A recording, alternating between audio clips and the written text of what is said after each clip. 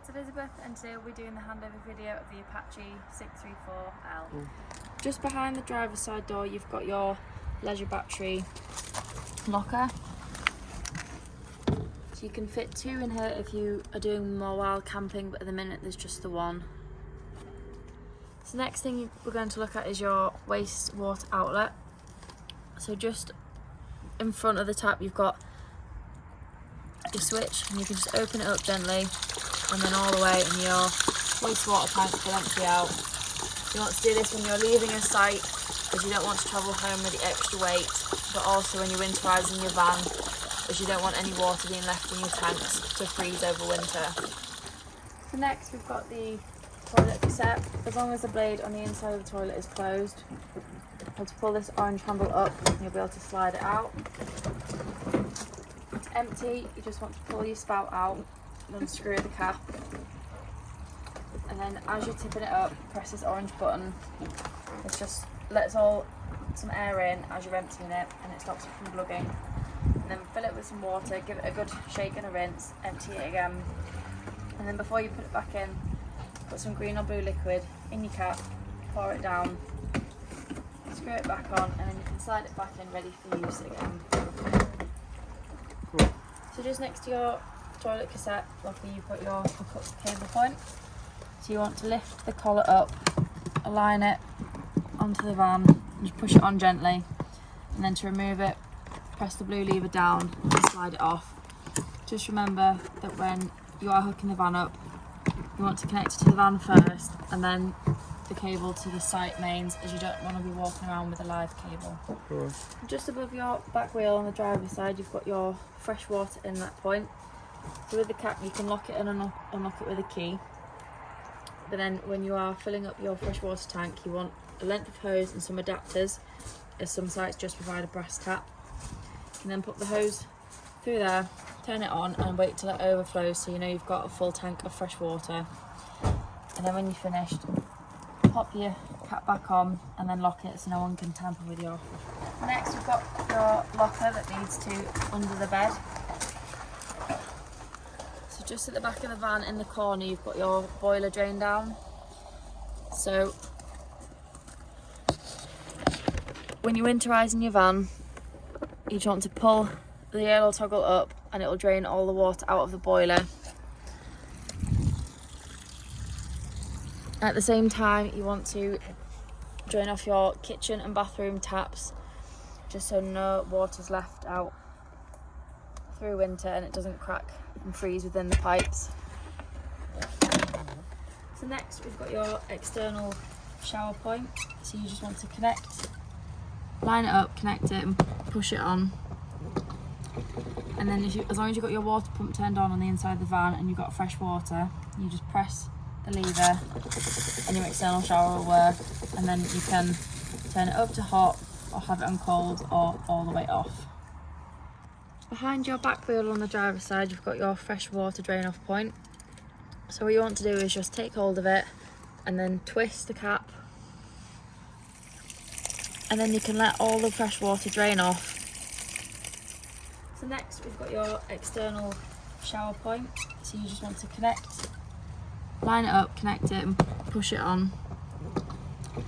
And then as long as you've got your water pump turned on the inside of the van and you've got fresh water, you just press the lever and your external shower will work, and then you can turn it up to hot or have it on cold or all the way off. To the back of the van you've got your reversing camera up at the top, and then just where your number plate is you've got room for a spare tyre. It's just protected by this bit of material. Just above the back wheel on the passenger side you've got your external barbecue point.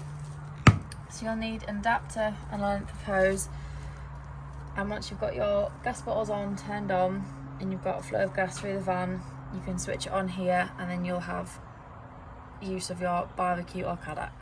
So just in front of your habitation door you've got your gas locker. It'll hold 2 6-kilogram gas bottles. Just remember to always secure them in the black straps just for when you're travelling they don't rattle around. And then when you are connecting your pigtail to your gas bottle, just remember it's left to tighten, right to loosen, opposite way around being gas.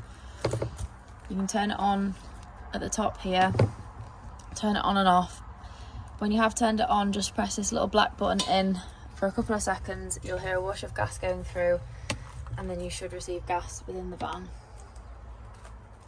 Just beside the side of your passenger door, you've got your diesel cap. Just use your ignition key to remove it and lock it as well. So just on the outside of your passenger door is your ideal tyre pressures. You've also got your vehicle battery under the floor, and then your bonnet release just on the inside of the door.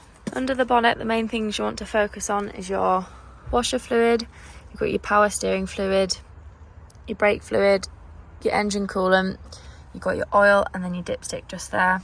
And then on the other side, you've got your positive and negative in case you need to give or receive a jump start, and you've also got your weight plates on the front as well. When you want to use your awning, you just want to get your awning pole and push it in, gently unwind the awning, and when it gets to a certain point and you can reach the legs,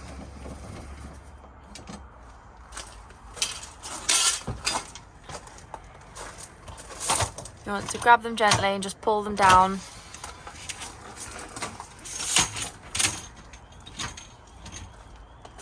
Then always remember to have one slightly higher than the other, just so if it rains, any water will run off.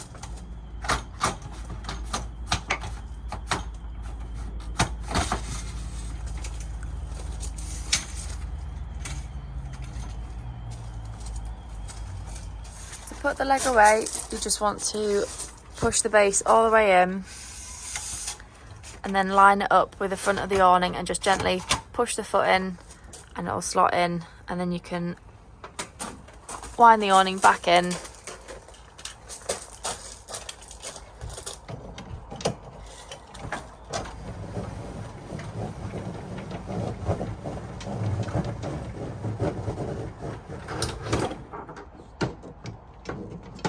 And remove the pole, and that's your awning. So the first thing you want to do when you get into your vehicle is turn your main control button on. This will allow everything on the inside of the vehicle to work. You've then got your water pump. Just make sure you've got some water in the tank before you do. Next is your auxiliary battery or your leisure battery. And then here you can check the status of your leisure and vehicle battery. And then again, you've got your fresh water levels and your wastewater levels. Next to your control panel, you've got your heating on electric and then your hot water on gas. So on this side, you've got 2 kilowatts off, half a kilowatt and 1 kilowatt of energy. So you just turn the grey dial around, and then the black on the inside is your temperature. So you can have 9 all the way down to 1. Green means it's on and working. If you get a red light here, it could mean that you're not hooked up or there's something slightly wrong, so just check what the red light is before you continue using. On the other side, you've got your hot water on gas. So again, the grey flicks round to the little gas symbol, and then you can have 70 degrees of water all the way around to 30, depending on how hot you want the water to be. And you've got light switches here as well. Here you can see the hot water is working. You can see the steam coming off it slightly. It is quite hot as we've had it on for a while. So when you want to turn your fridge on the left hand side, you've got your power sources. So you can have it on gas, hookup, or engine battery. And then on the other side, you've got temperature. So you can turn it all the way down if you want it really cold. And then you can open and unlock. And then you can lock and unlock the door, so your food's safe when travelling. To turn your gas heater on, you want to go to the dial on the left, and then you want to turn it around to 3 or 4 and then push it down to make sure that the gas is lit. And then as you can see in the little gap, you've got your gas on. And then on the other side, you can choose your fan speed, so you can have it on 1 all the way up to 5, or you can turn on automatic, so the hotter the heater, the quicker the fan will go. So just above your TV aerial point, you've got this silver dial. So in the back of the vehicle, you've got 2 lights that you can have really bright, or you can dim down depending on how much light you want, or just off. So to make your rear lounge into a bed, the first thing you want to do is pull the base out here, and then you want to bring the cushion you sit on, pull that forward, and then the backrest just drops into the gap at the back, and then the other longer cushion just slots into the gap.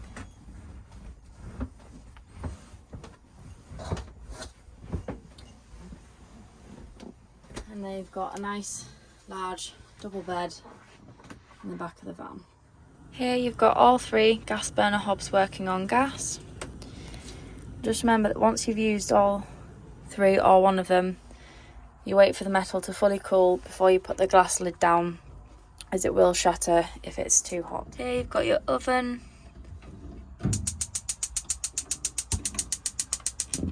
and your grill working.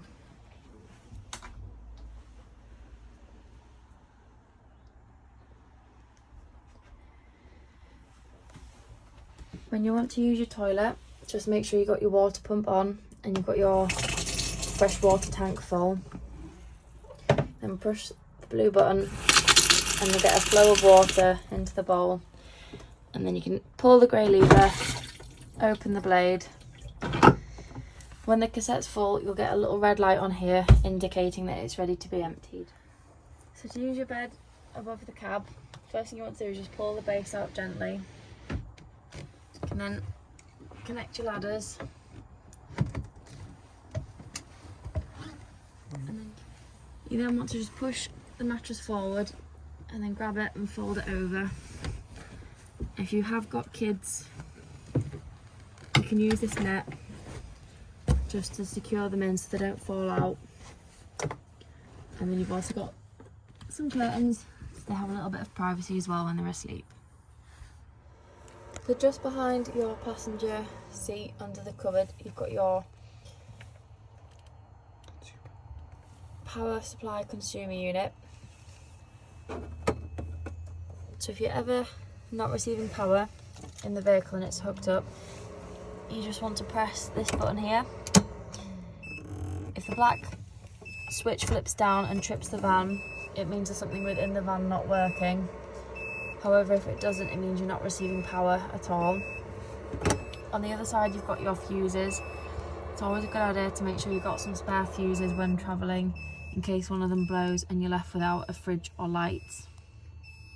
What the hell is that thing? So on this particular model, instead of having a handbrake down on the right hand side of the driver, it's this orange button here. So when you press it, the handbrake comes off, and then because it's an automatic, you can shift out of neutral and into gear or into reverse, and it'll come up on the dash just there, and it'll tell you what gear you're in. You can also, on the dash, you can flick through different settings. So if you click mode just below the parking brake button, you can flick through different options on the menu.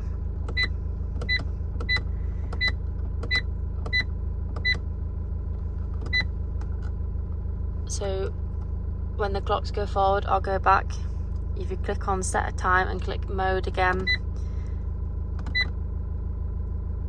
you can see the 2's flashing here, so you can scroll up or down depending on what is the correct time.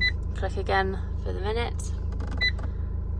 And then if you want to exit the menu, scroll through to exit menu and you'll get back to the home page. So on your steering wheel, on the right hand side, you've got your wiper blade settings. On the left, you've got your indicators, you've got your lights and your full beam. And And then just below that you've got your cruise control settings, so you can turn cruise control on or off.